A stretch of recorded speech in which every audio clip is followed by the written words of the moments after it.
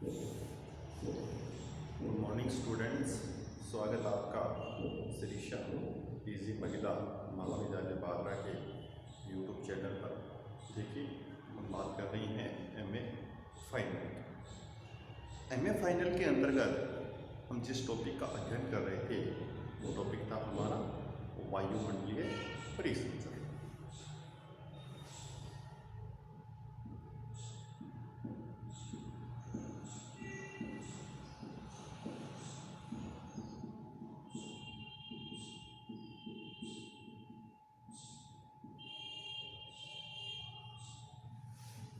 वायुमंडलीय परिसंचरण के अंतर्गत हम बात कर रहे थे कि पवनों को प्रभावित करने वाले जो कारक थे उन कारकों की बात कर रहे थे। हम उसी को कंटिन्यू रख रहे हैं। पवनों को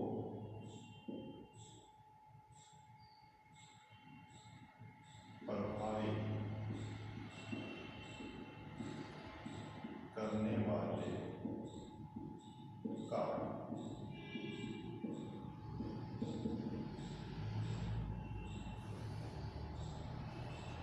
अब देखिए, पवनों को प्रभावित करने वाले कारक।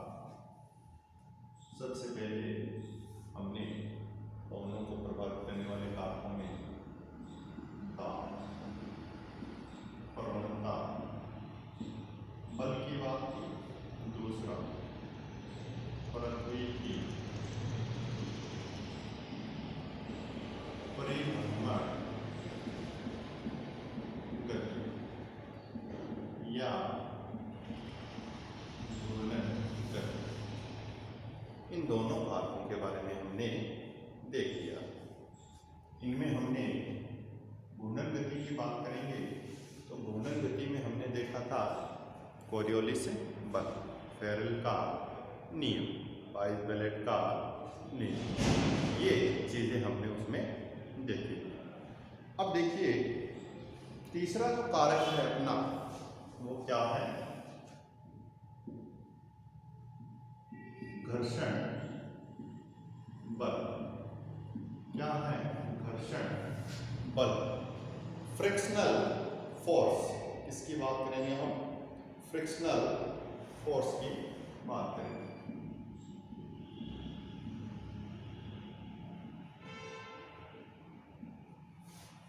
अब देखिए, घर्षण बल किस प्रकार से पवनों को प्रभावित करता है। पृथ्वी के संदर्भ में देखा जाए तो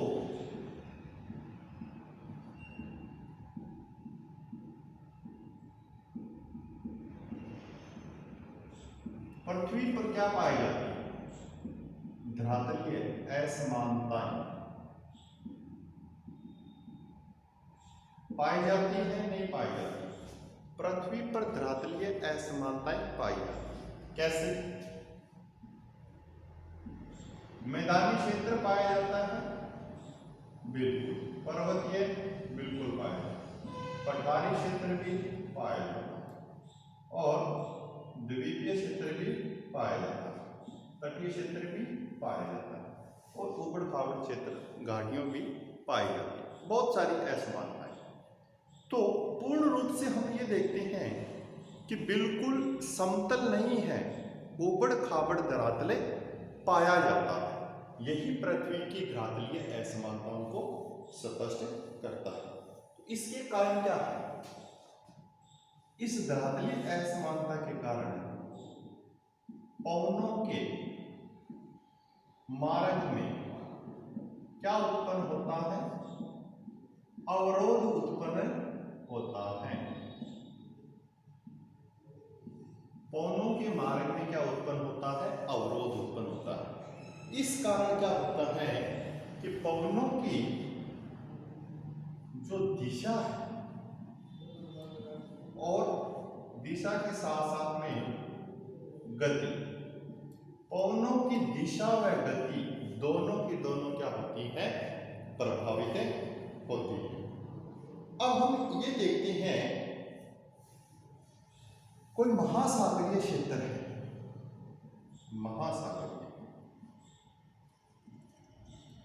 महासागरीय क्षेत्र एक प्रकार स्पष्ट होता है? समतल क्षेत्र के रूप में स्पष्ट होता है। और समतल महासागरीय तल पर घर्षण की जो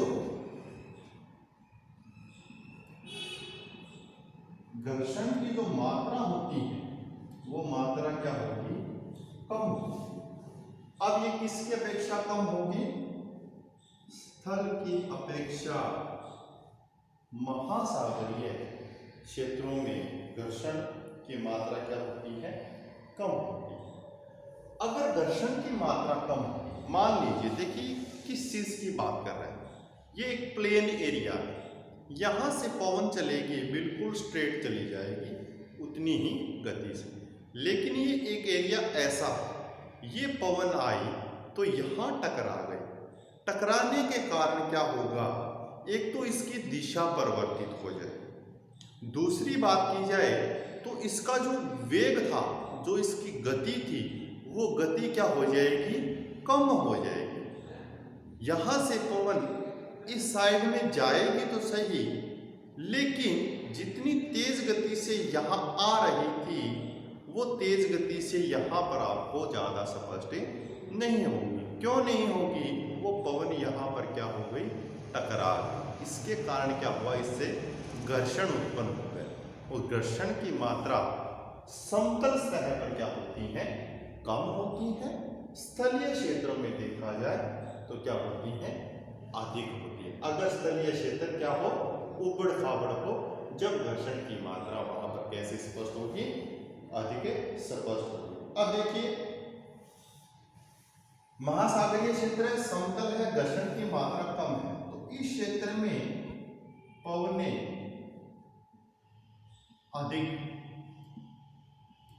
तेज गति से चलेगी। किस गति से चलेगी? पवनें अधिक तेज गति से चलेगी महासागरीय क्षेत्रों में। वहीं हम बात करते हैं इसके विपरीत स्थलीय भागों में, स्थल खंडों में, तो यहां घर्षण की मात्रा क्या होगी? घर्षण की मात्रा अधिक होगी। कैसी होगी? अधिक होगी। और घर्षण की मात्रा अधिक होने के कारण क्या होगा? पवनों की गति क्या हो जाएगी? कम हो जाएगी। क्या हो जाएगी? पवनों की गति कम हो जाएगी। ठीक है। अब देखिए, एक चीज और भी स्पष्ट होती है, हम जब बात करेंगे पवनों की तो उस समय हम देखेंगे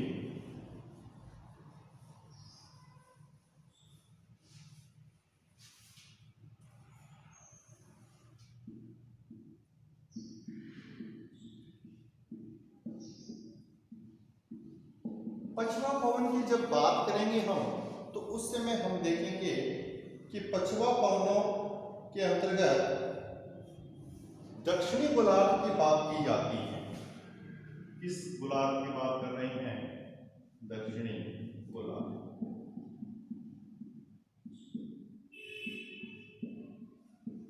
दक्षिणी गोलार्ध में सबसे पहले तो ये चीज पता होनी चाहिए हमें, किस भाग की अधिकता है? जल भाग की अधिकता है। लगभग बात कर सकते हैं 81% जो है वो क्या पाया जाता है दक्षिणी गोलार्ध में? जलीय भाग। जलीय भाग। अब जलीय भाग की अधिकता है। थोड़ी देर पहले हमने देखा कि महासागरीय जो क्षेत्र होता है लगभग आपको कैसा स्पष्ट होगा? समतल। और समतल होने के कारण पवनों की गति क्या होगी? तेज होगी। तो दक्षिणी गोलार्ध में जो पछुआ पवनें हैं उन पवनों की बात करेंगे 30-35 डिग्री अक्षांश से लेकर हम 60-65 डिग्री अक्षांशों तक हम देख रहे हैं कि किस प्रकार की पवन पाई जाती हैं? पछुआ पवन। दक्षिणी गोलार्ध में भी और उत्तरी गोलार्ध में। दक्षिणी गोलार्ध में ये पवनें क्या होती हैं? अधिक तेज गति से चलती है। अधिक तेज गति से चलती है दक्षिण गोलार्ध में पछुआ पवन। क्यों? क्योंकि जलीय भाग। चलिए, उत्तरी गोलार्ध में यही पवने, पछुआ पवने किस भाग की अधिकता, स्थल भाग की अधिकता है लगभग 61% की बात की जाए तो स्थलीय भाग उत्तरी गोलार्ध में स्पष्ट होता है। स्थल भाग की अधिकता है तो घर्षण की मात्रा यहाँ क्या होगी, ज्यादा, और ज्यादा होने के कारण पवने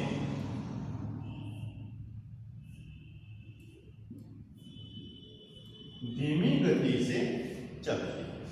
अब दोनों क्षेत्रों में, उत्तरी गोलार्ध और दक्षिणी गोलार्ध में अंतर आ गया पछुआ पवनों में।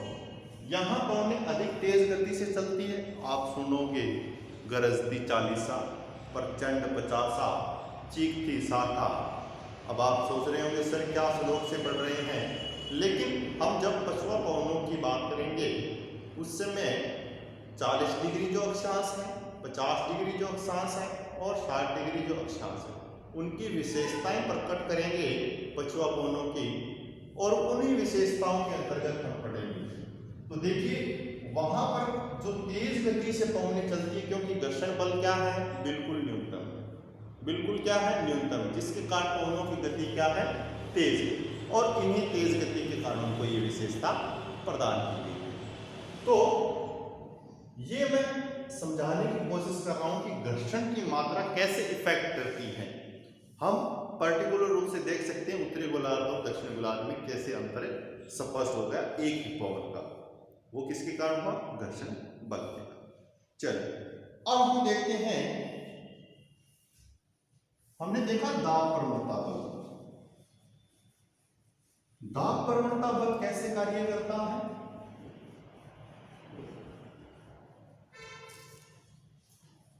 दाब प्रवणता बल उच्च दाब से इस प्रकार निम्न दाब,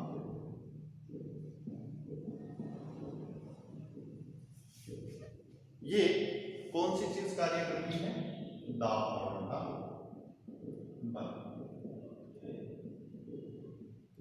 पवन ऐसे ही चलती है उच्च दाब से निम्न दाब की ओर, ठीक है। पवन जब ये इस प्रकार से चलेगी तो घर्षण बल की बात करेंगे, घर्षण बल जस्ट इसके विपरीत होता है, याद रखना बस, निम्न दाब से उच्च दाब की ओर, निम्न दाब से उच्च दाब की ओर घर्षण बल कार्यरत होता है। कौन सा बल कार्य होता है, घर्षण बल, निम्न दाब से उच्च दाब की ओर। देखिए ये कोई पर्वतीय क्षेत्र है, ठीक है, यहां हाई प्रेशर है, ये क्या है, लो प्रेशर। ये पवन जा रही है इस क्षेत्र में, इस प्रकार से जा रही है, बिल्कुल जाएगी, इस लो प्रेशर की ओर जा रही है। चलिए अब जैसे ये पवन यहां पर्वतीय क्षेत्र से टकराएगी, टकराने के कारण वो बल कैसा लगना शुरू हो जाएगा, इसकी दिशा और इसकी गति में परिवर्तन होगा या नहीं होगा, बिल्कुल होगा। अब देखिए ये जो दाब प्रवणता बल था वो तो इस प्रकार से लग रहा था, लेकिन जो घर्षण बल है वो कैसा लग रहा है, जस्ट इसका उल्टा। तो ये एरो और ये देखिए निम्न दाब से उच्च दाब, ठीक है, या मैं यहां पर इस प्रकार से लिख सकता हूं, उच्च दाब और निम्न दाब, दोनों चीज एक ही हैं। अब एरो चेंज हो जाएगा, ये निम्न दाब से उच्च दाब की ओर। अब देखिए ये एरो बिल्कुल आपको अच्छी तरीके से समझ में आ जाए। तो घर्षण बल हमेशा क्या होता है, दाब प्रवणता बल के विपरीत कार्य करता है। कैसे कार्य करता है, दाब प्रवणता बल के विपरीत कार्य करता है। कौन सा, घर्षण बल, ठीक है। ये था घर्षण बल के बारे में। अब हमने तीनों कारकों के बारे में अच्छी तरीके से अध्ययन कर लिया, पवनों को प्रभावित करने वाले कारक।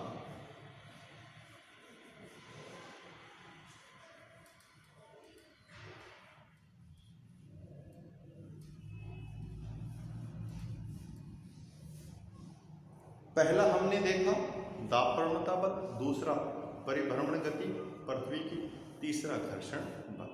तीन मुख्य कारक हैं जो पवनों को प्रभावित करती हैं, उनकी दिशा में और उनकी गति।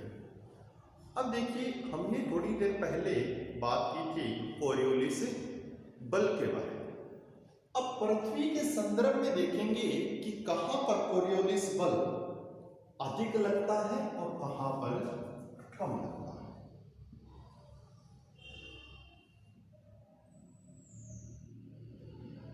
0 डिग्री, 90 डिग्री ध्रुवीय क्षेत्र है ये। यहां बात करेंगे विषुवतीय क्षेत्र, विषुवत रेखीय क्षेत्र। अब देखिए, जो कोरियोलिस बल की बात कर रहे थे हम,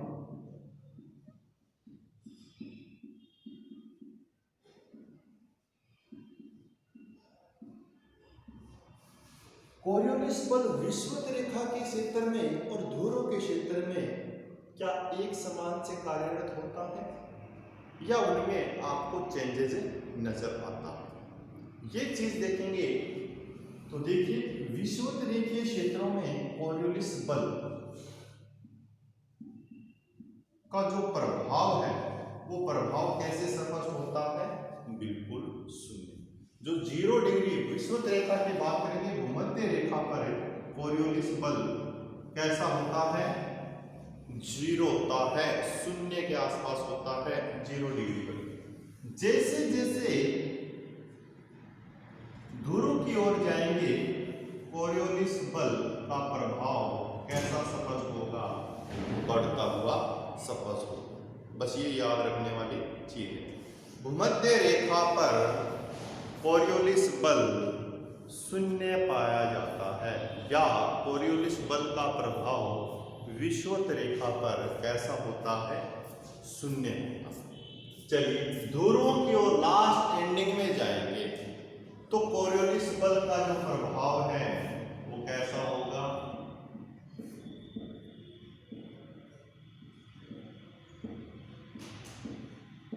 कोरियोलिस बल का प्रभाव ध्रुव पर क्या होता है?